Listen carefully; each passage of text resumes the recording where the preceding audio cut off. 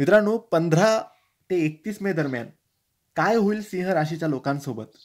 कसे असेल सिंह राशीचे या 15 दिवसाचे राशी भविष्य?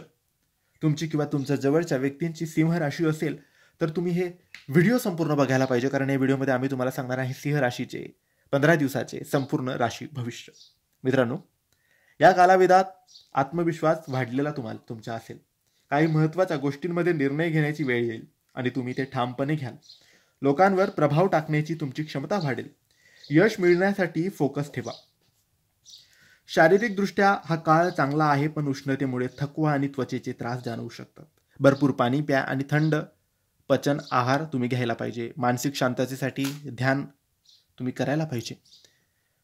नोकरी करणाऱ्या व्यक्तींसाठी वरिष्ठांचे सहकार्य लाभेल. तुमच्या कामगिरीची प्रशंसा होईल. नवीन जबाबदाऱ्या मिळू शकतात. व्यवसाय करणाऱ्यांसाठी व्यावसायिक विस्ताराचा विचार करत असाल तर योग्य काळ आहे. नवीन संपर्कामधून लाभ होईल. आर्थिक स्थिती खर्चावर नियंत्रण ठेवा. अनावश्यक खर्च टाळा. एखादी जुने रोख रक्कम मिळण्याची शक्यता आहे. विद्यार्थ्यांनी अभ्यासात नियमितपणे अभ्यास करावा. काही विचलित करणारे प्रसंग येऊ शकतात, पण आत्मविश्वासाने तुम्ही त्यावर मात कराल. 25 मे नंतर अभ्यासात गती येईल. प्रिय व्यक्तीच्या भावनांचा आदर करा. सवयीतील फरकामुळे थोडे वितुष्ट येऊ शकते, पण संवादाने ते सुटेल. जोडीदाराशी मधुर संबंध राहतील. एकत्र एखादी सहल किंवा योजना आखा. यामुळे नातं अधिक घट्ट होईल. कुटुंबात एखादा शुभ प्रसंग घडू शकतो. वृद्ध व्यक्तीच्या आरोग्याची काळजी घ्या. सामाजिक प्रतिष्ठा वाढणारे कार्य पूर्ण होईल.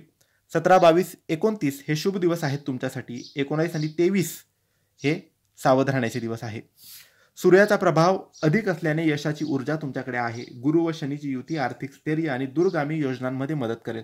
चंद्राची स्थितीमुळे काही वेळा मन अस्थिर राहू शकते. निर्णय घेताना शांत राहा.